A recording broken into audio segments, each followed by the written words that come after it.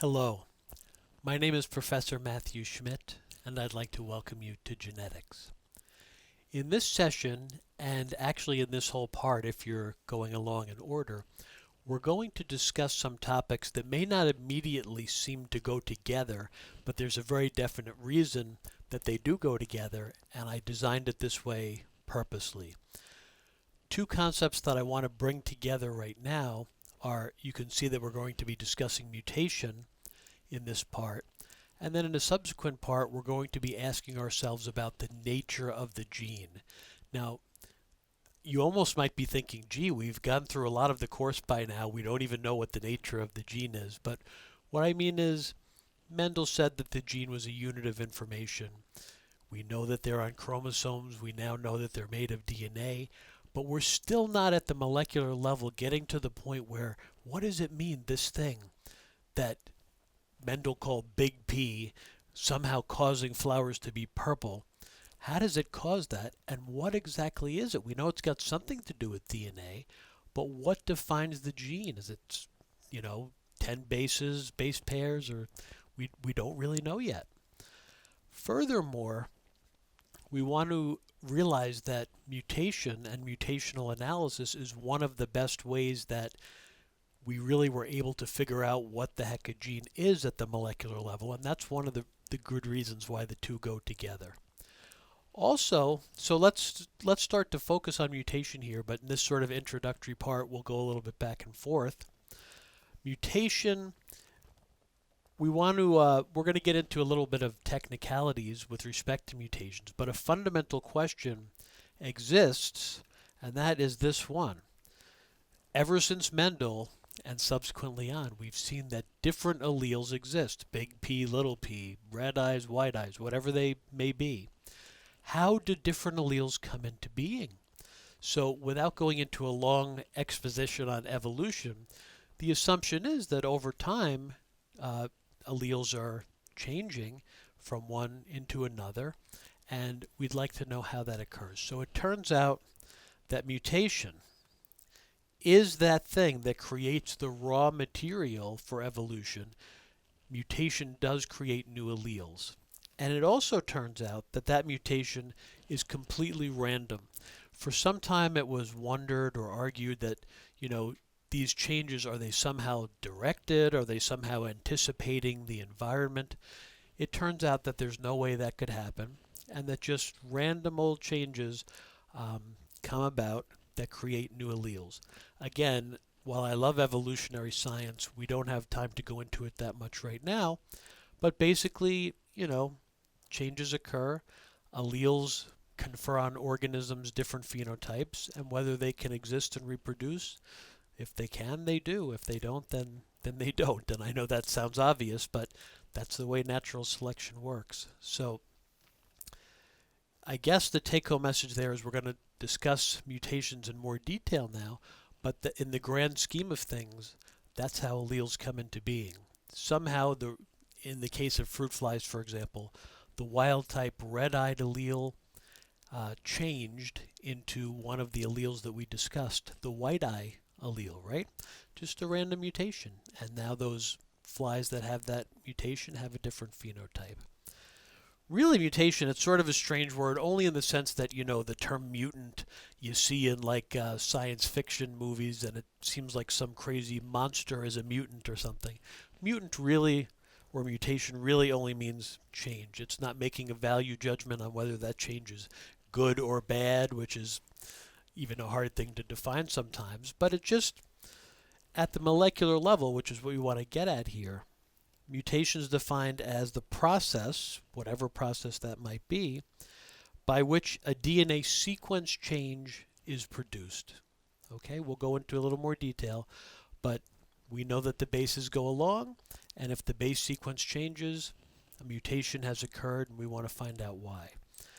We're not going to talk about this part right now, but large-scale chromosomal changes or aberrations are changes. I mean, they're technically mutations, but we want to get more at mutations that are confined and smaller at the molecular level. So a couple of first ideas are that mutations can occur spontaneously. Now this word means slightly different things depending how it's used. But in this case, it means it happens for no particular reason and just by random chance. It's usually due to a mistake that's made during DNA replication. Now, you guys know that DNA polymerase has a fairly reasonable ability to fix mistakes that it sees that it made, but sometimes it either can't fix it or it doesn't see it. And if that mistake is left alone and not fixed, that can be the basis of a fundamental change that stays around. So that's a spontaneous mutation. Induced mutation, you get the idea that something from the outside is coming and interacting with perhaps DNA, we'll see, but any outside agent that has the ability to cause a change or a mutation in DNA is referred to, this is a good term to know, as a mutagen. It literally means the genesis or the beginning of change, a mutagen. Now, we have to be a little careful. This is not a super technical discussion that we're having right now. But while genetic principles are very, very similar from, say, a bacterium to a human and everything in between, there are obviously differences between bacteria and humans and everything in between. So if you think more along the lines of a animal, mutations may occur in any one of the 30 trillion cells that exist in your body. And in that context, they're referred to as either occurring in a somatic cell. Now, somatic means body, but in the sense of an animal like you or I, it means all of the cells that are not having anything to do with sex, which are most of the ones in your body, right? So somatic cells exclude sperm, eggs, and those cells that are going to give rise to the sperm and eggs. Those cells are considered to be part of the so-called germline, and only mutations that occur in germline cells are actually going to be able to be transmitted to your actual offspring, all right? So, I mean, if a mutation occurred in a cell in my arm, which probably is happening right now or sometime, in other words, it may be able to be passed on to its progenitor cells if mitosis is going on, but it would never get passed on to my child, to my offspring, right? So somatic mutations, it's not to say that they may not be, affecting the actual life of an individual, but they're not going to be inheritable. Only those that occur in the germline that are going to affect the quality genetically of the sperm or the egg. A little minor, well, I don't know if it's minor, but it's a point here. The term inheritable mutation can mean different things because, look, if it was a bacterium, right, there's no such thing as the body or somatic or sex or any of that stuff. So any mutation that occurs and exists stably in a bacterial cell is going to be passed on to its offspring, right? So in that sense, I'm sorry if this is redundant, if a mutation stably exists in any one of the cells of your body that's somatic, it could be thought of as inheritable by the daughter cells that are going to come about through mitosis of those cells. But in the context of a multicellular creature, we tend to think of inheritance more as giving this mutation to our offspring. So I hope you can see the difference there. All right, so what are the different types of mutations with respect to what's actually changing at the DNA level? A very important and a type of mutation that you're definitely going to be expected to know is known as a point mutation. The idea of a point is that it just affects one particular point on the DNA. And in the most strict definition, which is probably the most correct one, it usually only affects one DNA base pair, just one out of the millions and millions that may exist. This can also, therefore, because a change is occurring at one base pair, these types of changes can also be referred to as base pair substitution mutations. Because if one base is changing to another way of saying that is that you're substituting one base for another. So those really mean the exact same thing. It's going to depend a lot on your class and your professor how much detail you need to know about these things, but it's definitely a good idea to know about these two terms, transitions versus transversions. So in the case of a transition, I made two words out of that. One purine is changing to another purine, and in this case there's only two of them, right? So that would mean, for example, if you had an A, it would change to the other purine, which is a G, right? Or a pyrimidine is changing to another pyrimidine. Again, there's only two of them, so depending which one you start out with, if you had a T, that would be changing to a C. This is not an exhaustive list, but anytime one purine changes into the other, any pyrimidine changes into the other, that is a transition. Now, I'm writing it here as though it's affecting only one base, but since in DNA, right, there's always base pairs, what happens to one affects its partner. So if you look at this transition as a whole base pair change, you can say, well, look, I mean, it's not the exact same one that I said here, but that's good because you'll get the idea. Say the G changed to an A. That's a transition, right? But since G doesn't exist in a vacuum, it exists with its partner, GC. If it turned to an A, the new appropriate partner for that A would be a T, right? So really, you don't just convert one base, you convert the entire hydrogen bonded base pair. So if they asked it to you this way and they said a GC pair turned into an AT pair, is that a transition, a transversion, or what? It's really not that bad because you have to think of it as just whether, look, and even from this you can't tell which one changed, but it doesn't matter. If the C changed into a T, that's a pyrimidine changing to another pyrimidine, so that's a transition. If the G changed into an A, that's also a transition, right? So whether it's alone or in the context of the base pair, which really is more meaningful, you'll be able to tell this.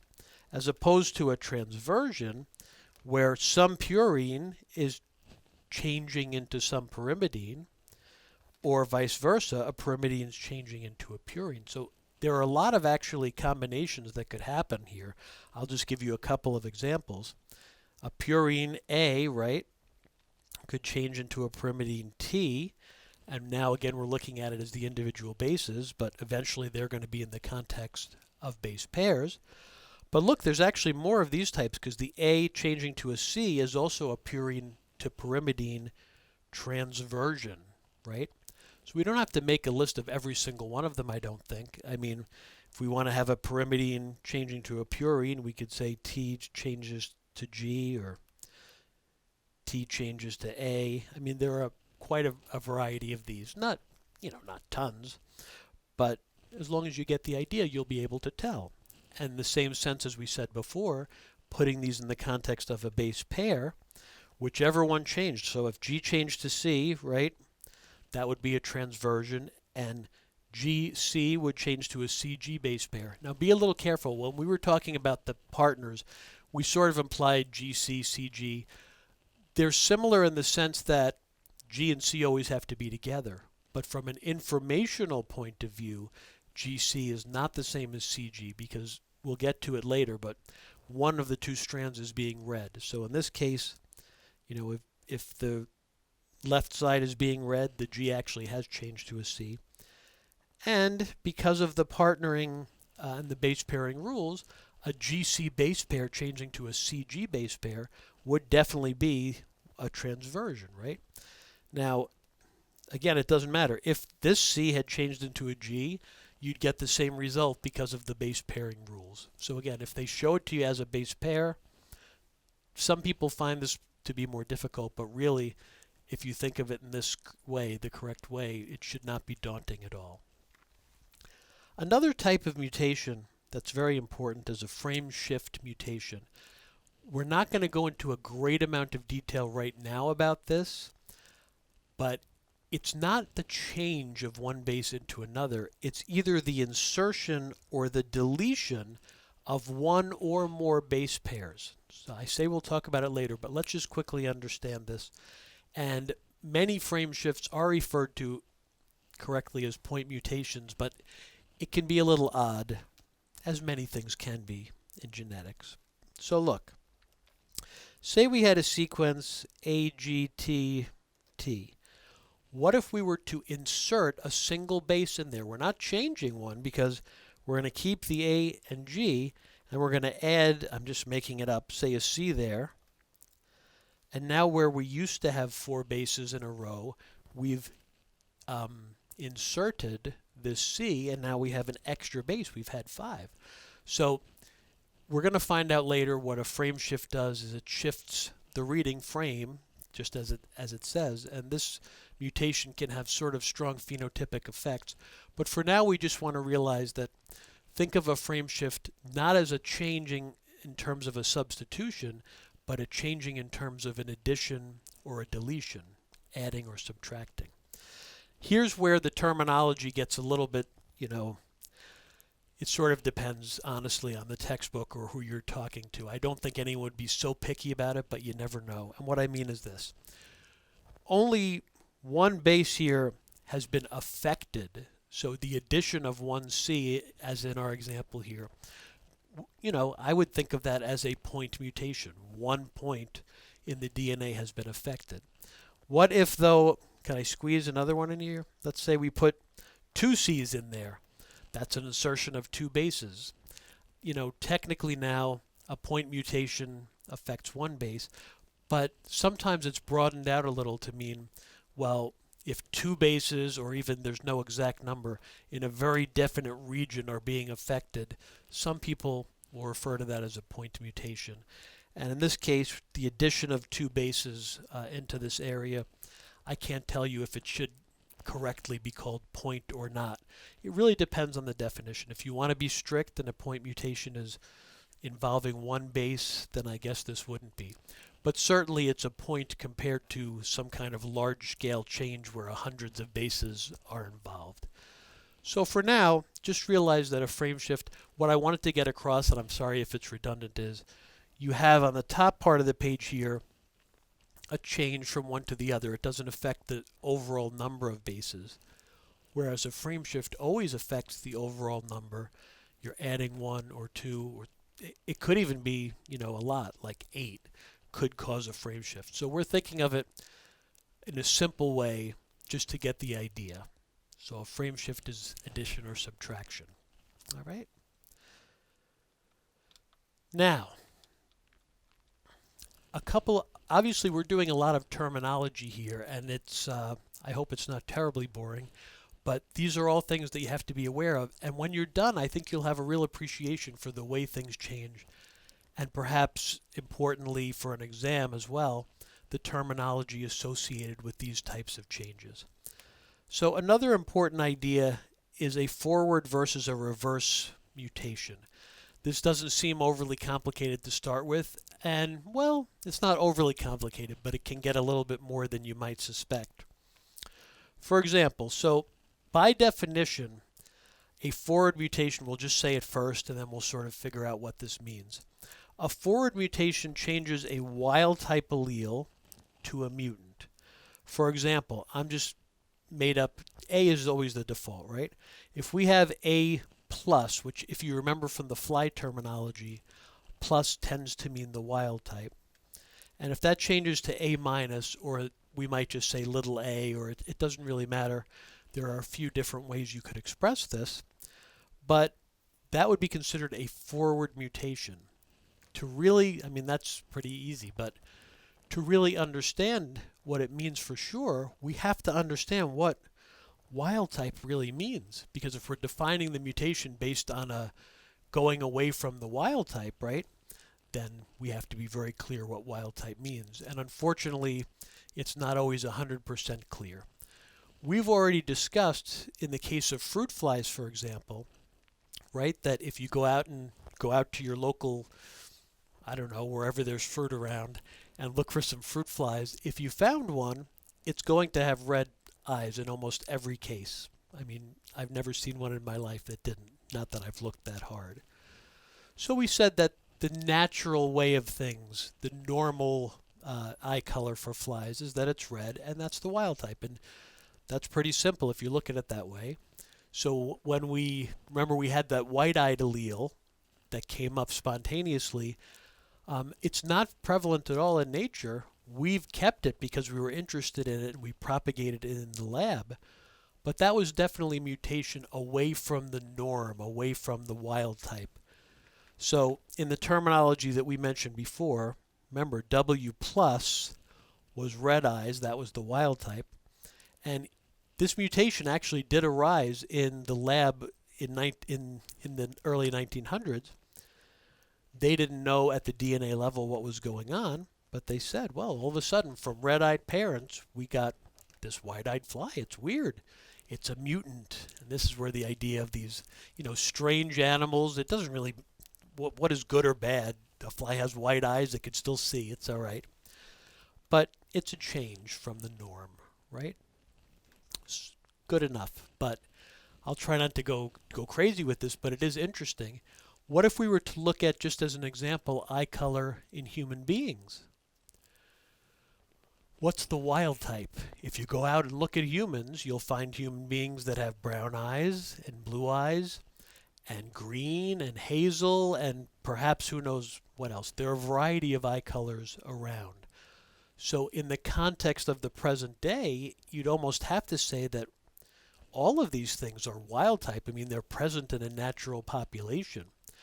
However, if we look back in history, without getting into what the evidence is, there is a lot of evidence that probably all early humans had brown eyes, and that, let's just make it simple, have blue and brown, and that blue eyes came up as a mutation. I could be lying, but I think it was about 12,000 years ago in Scandinavia.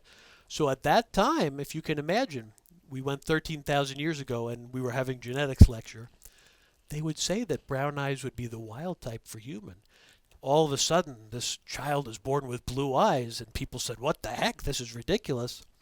I mean, now blue eyes are somewhat considered normal, right? But I don't joke because I have them. But so the definition of wild type is a bit fluid, is all I'm saying, which is unfortunate because we like things to be perfect and always the same. So there's no doubt that when that mutation occurred, brown to blue, creating the blue-eyed allele, that was a forward mutation. Today, the only thing I could say is I doubt it's going to happen, but say a child was born with bright pink eyes, and everyone said, gee, we never saw that before, and it was a real mutation, and then pink eyes started spreading throughout the population. Whatever the parent was, say I have another child and they have pink eyes. Clearly, the blue allele had a forward mutation into the pink allele. You may think this is getting outlandish, but it gives you the idea. It depends on the trait. Sometimes wild type is very definite and conserved in a species. Sometimes not so much.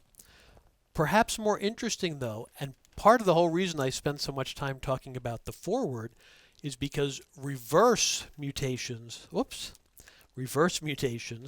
often referred to as reversions, are really, really interesting in this context. So what a reversion does is it causes the mutant to return or revert to wild type in a phenotypic way. And there are a bunch of different ways this can happen. But before we look at the ways, let's make sure we understand what happened. Let's just go with the flies, right?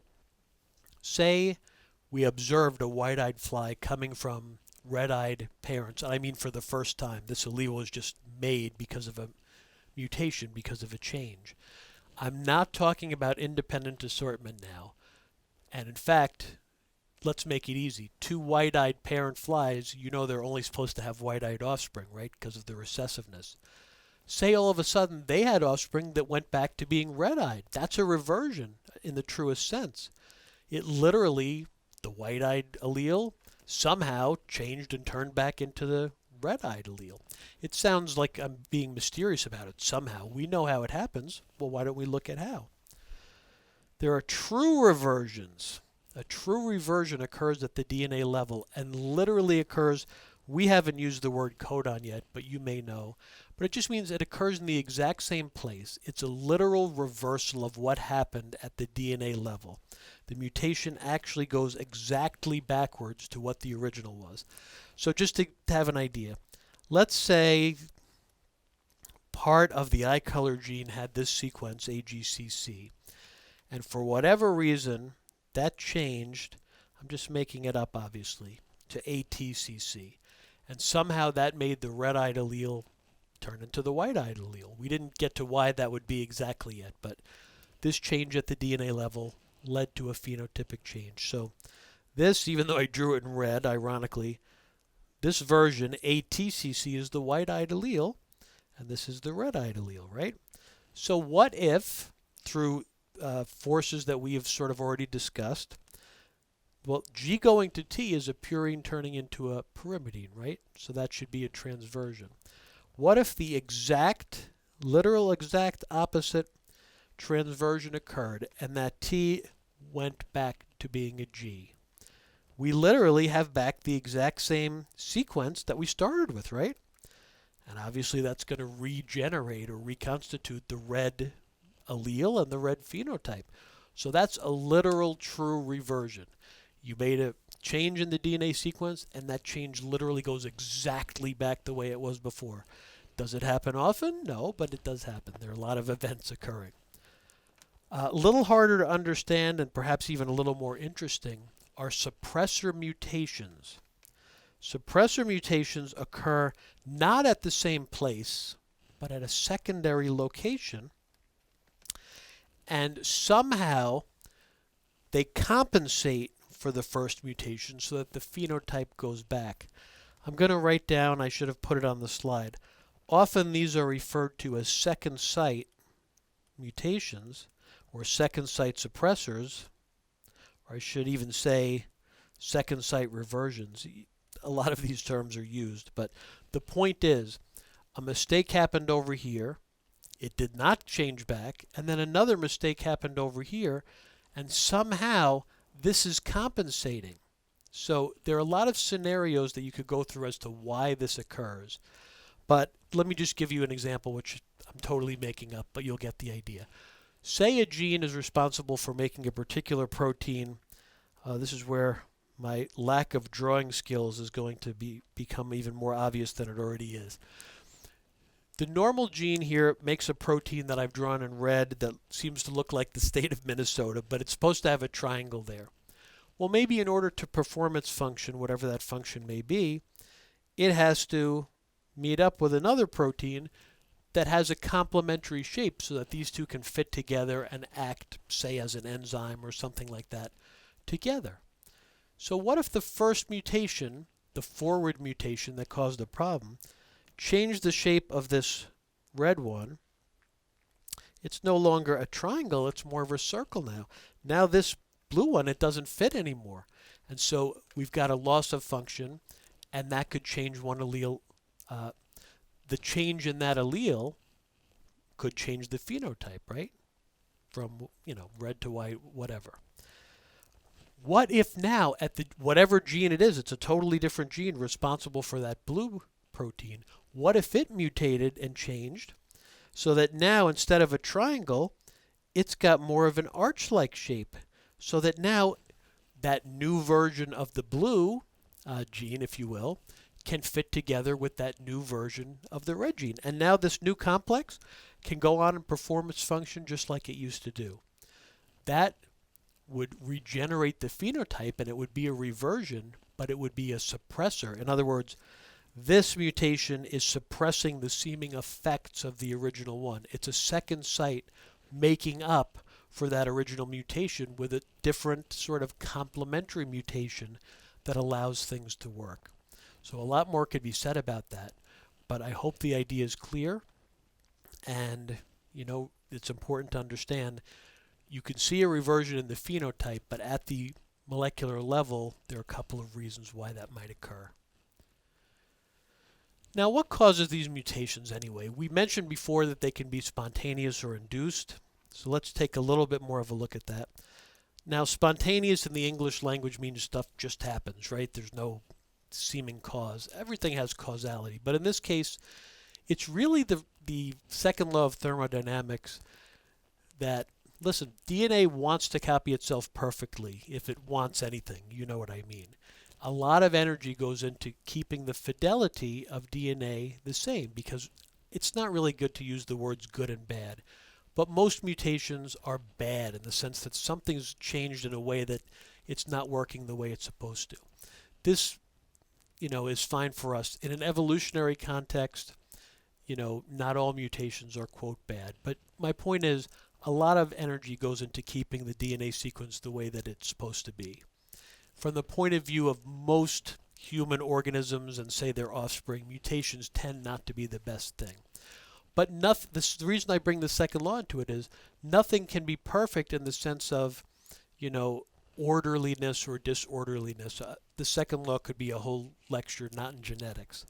So no machine can be perfect, let's just put it that way. And the DNA replication machinery is machines. It's not a big truck, but it's proteins that do this. Now, the rate of spontaneous mutation ranges from 1 in 10,000 to 1 in 10 million per gene per generation. And if you look at it from the point of view of one nucleotide pair or base pair, it can be about 1 in a billion. Now, this is an estimate. It changes from organism to organism and depending on certain circumstances. But I just want you to get the idea that this is not an extremely common event, and that makes sense, right? We're going to a lot of trouble to make sure this doesn't occur. But on the other hand, if you remember that, just an example for bacteria may have 100 generations overnight, and this is, if you use the per gene one, there might be 25,000 genes in a particular organism. So the bottom line is, while the risk of any particular gene or nucleotide changing is very, very low, in the grand scheme of all sorts of replication going on at all sorts of places, mutations do pop up spontaneously. I'm not going to say commonly, but it definitely occurs. Now, what actually causes a spontaneous mutation? Sometimes, we already discussed in a previous lecture, the DNA machinery makes a mistake, and it has a great ability to fix it, but nothing's perfect. So sometimes that's as simple as what it is. But there are other, sometimes the mistake is just unexplainable. A lot of times, though, this process called tautomeric shifting, a tautomer, without going into a big chemistry lecture because I probably wouldn't do it so well, but you may know that organic molecules, they often have one very stable state, but there are some other states that they can go into, often sort of temporarily, and then they come back to the most stable state. So they're sort of resonance structures and shifting back and forth. The bottom line is this.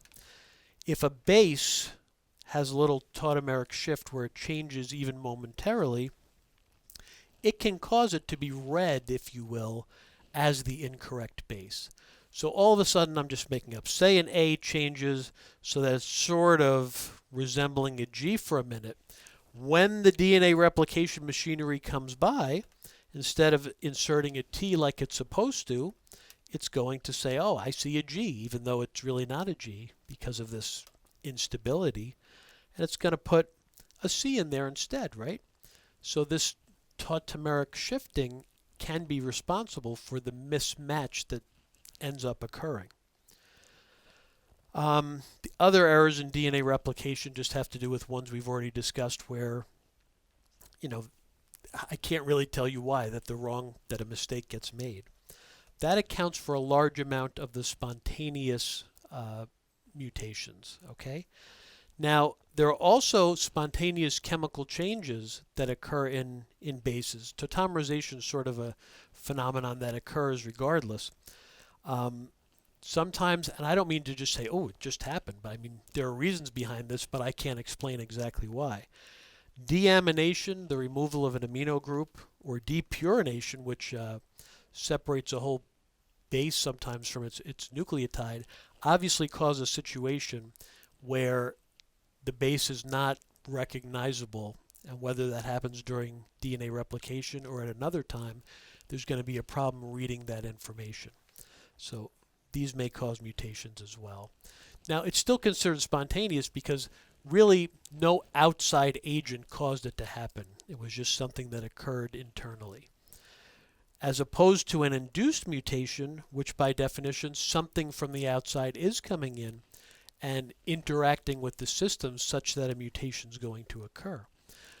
The bottom line is pretty much there are two things that induce mutations, those being chemicals or radiation. So if we look at radiation first, I mean, radiation is a very broad term. The light that's illuminating me and you right now is visible light radiation. That's not dangerous, really.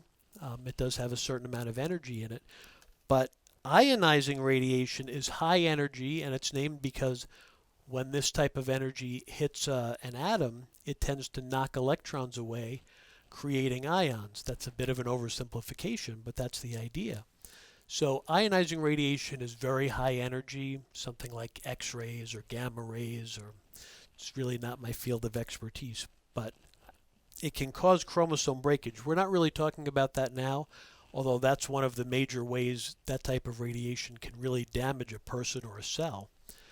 But what else it can do is either create ions that weren't there before that now are able to interact with DNA and change it, or it can ionize DNA directly. If you knock electrons around, these bases, if you look at them, they're not that different.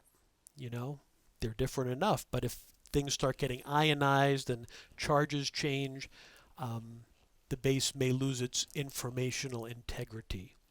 Now, UV radiation is non-ionizing, but it still causes problems. You probably know that skin cancer in humans is almost always caused by UV light. UV light causes uniquely these things called thymine dimers, which occur when two T's come in a row.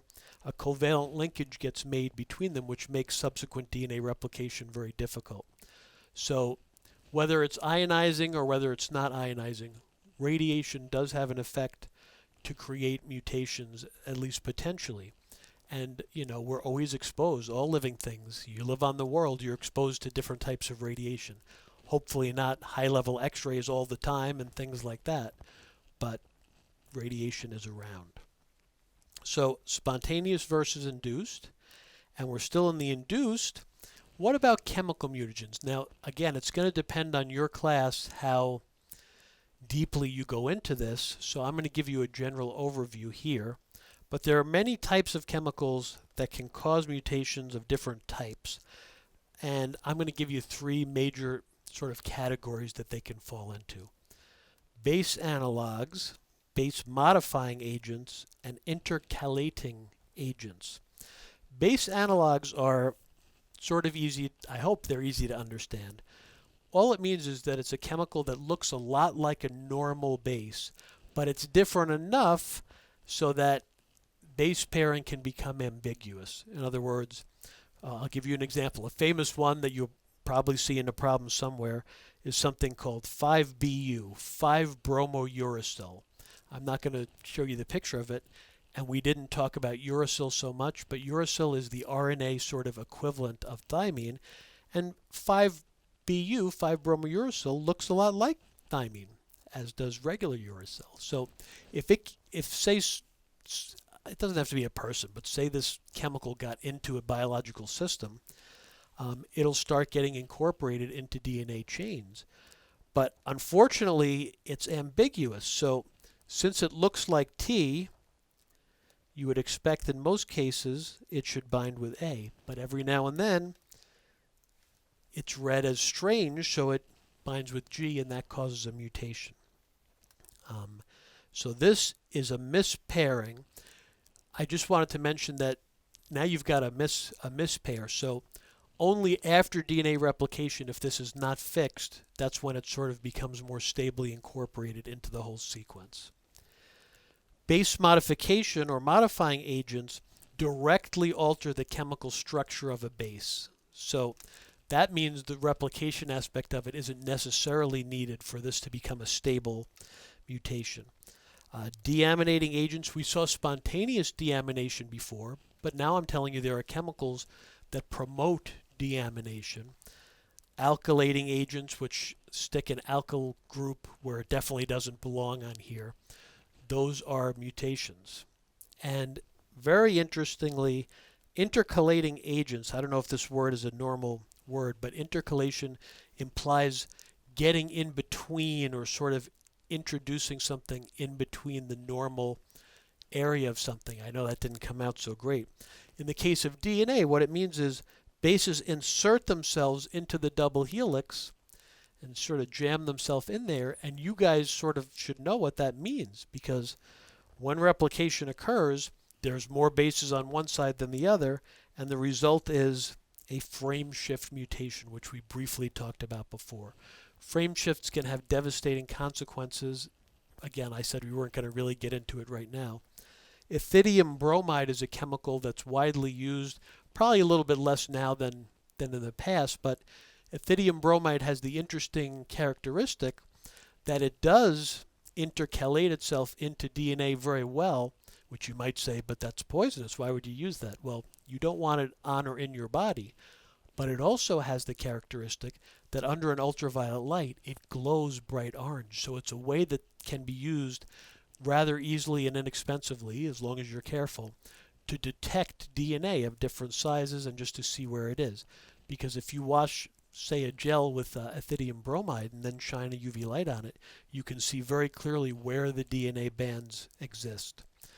Unfortunately, every now and then you do get it on you if you're not, some people are cavalier about it, not me, but it can cause a problem, and it can potentially cause cancer. And in a minute we're going to talk about the correlation that exists to a certain point between mutation and cancer. I mean, again, bacteria can't get cancer because they're one cell. But back on track. So these are some of the major chemical mutagens that exist. There are a lot more, and it depends on your situation what you're going to have to know about them. Now, this is sort of a link, just because it's interesting and you may need to know about it, between the idea of mutation and cancer in animals, and of course we're most interested in humans. The Ames test is a fairly widely accepted test that makes the case that chemicals in particular, it doesn't have to just be chemicals, but chemicals that induce mutations in bacteria tend to also be things that can induce cancer in people. Well, Bruce Ames is a rather famous scientist, known for a lot of things, but he invented this test, thus the Ames test. Really what the test tests for is whether a chemical is mutagenic or not. It turns out that, we skip to the bottom here, Ames and his colleagues determined that about 90% of the time that something that's a mutagen to bacteria actually is a human carcinogen as well. So while it's not definite, this test is widely used. It has been in the past, maybe again a little more than now, but it's considered one of the standard tests to sort of test a chemical to see if it's a carcinogen or not. Now, this is just a quick version of the way it works. The way he did it, the test uses a strain of Salmonella bacteria that are His minus. I don't think we've discussed this before, but His is histidine, which is an amino acid that all living things need to grow. So by making them His minus, they will not be able to grow unless they're supplemented with external histidine.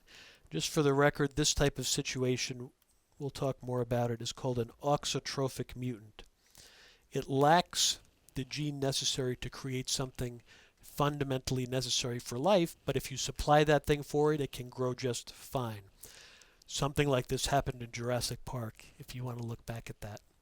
But anyway, they can't grow without the addition of histidine. So what you do, the basic bottom line is, if you plate these bacteria, which should not be able to grow without histidine, on a plate that does not have any histidine, expose them to a suspected mutagen chemical, and while a lot of, say this is a real bad mutagen, a lot of mutations are going to occur, most of which you're not going to be able to detect.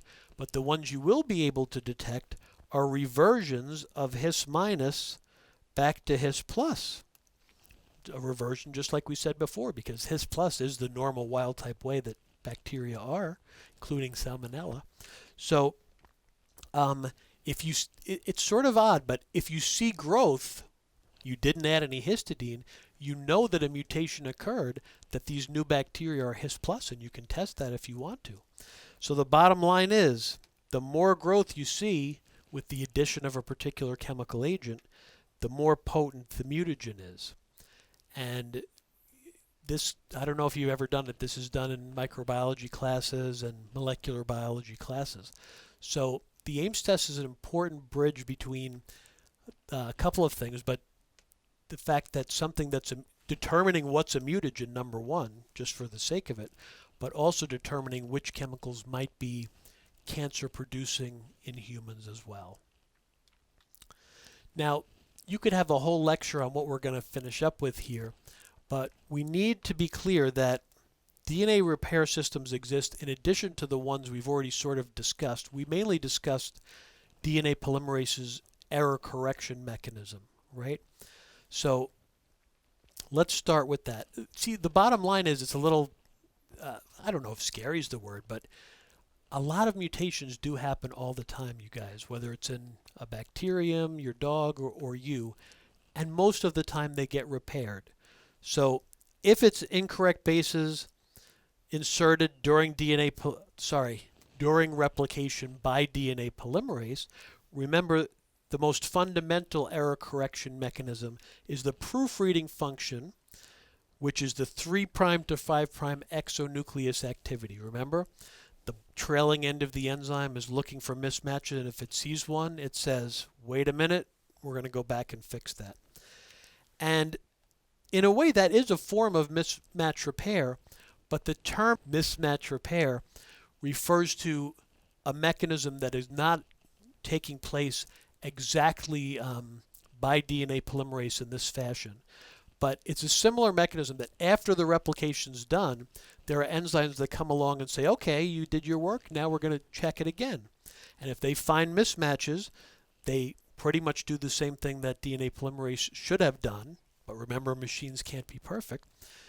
Cut out that little mismatched pair, or I should say the mismatched nucleotide, and then put the correct one in. So that's basic mismatch repair. In the case of UV light damage, there's a specialized system that exists in many organisms. It's called photoreactivation, or just for short, light repair. Thymine dimers created by UV light can be fixed by an enzyme called photolyase, or DNA photolyase. Photolyase, the name actually makes a lot of sense. Ly is sort of lysing. The bond is, it breaks the bond between the two thymines like I drew before, and it's activated by light, which makes a lot of sense because that would be regular sunlight contains both a UV component and visible light and a visible light component, right?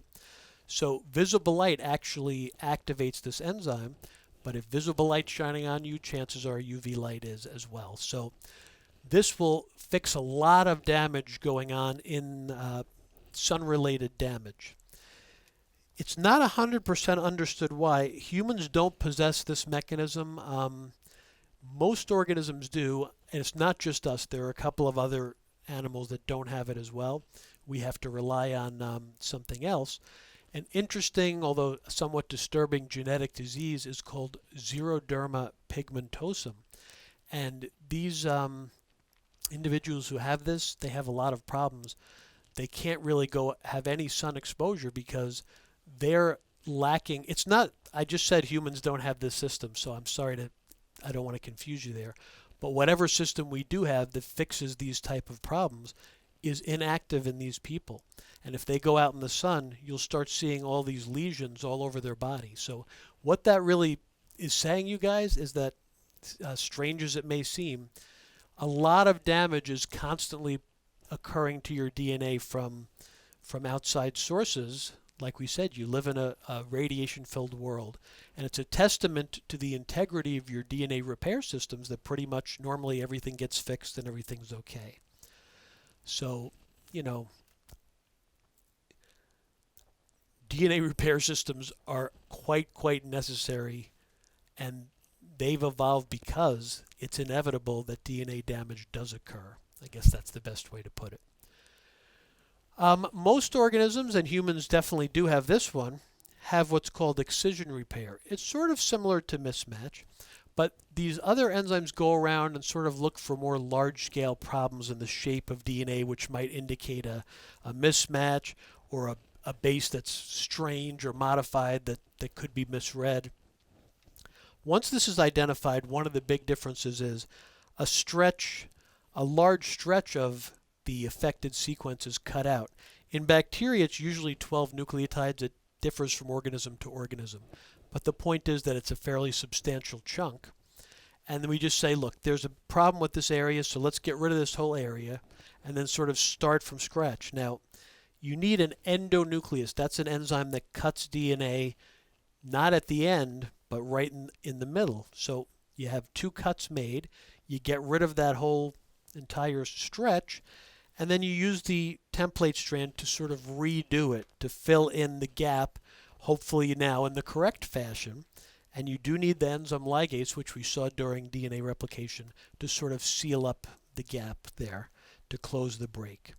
Now, there are other types of excision repair that only involve the damage base, and quite frankly, if you really have to go into this deeply, there's a lot more that could be said here. I just don't want to go into all of the technical details because in many, many cases you really don't need to know, and this is sort of enough. So I guess, wow, that seems like we just did a lot. We went from what is a mutation, talked about how they occur, the terminology of mutations, how they get fixed, and probably a few other things in there. As we said at the beginning, understanding mutations gives us a tool to understand what the nature of the gene really is, and that's what we'll address in our next session. I'll see you then.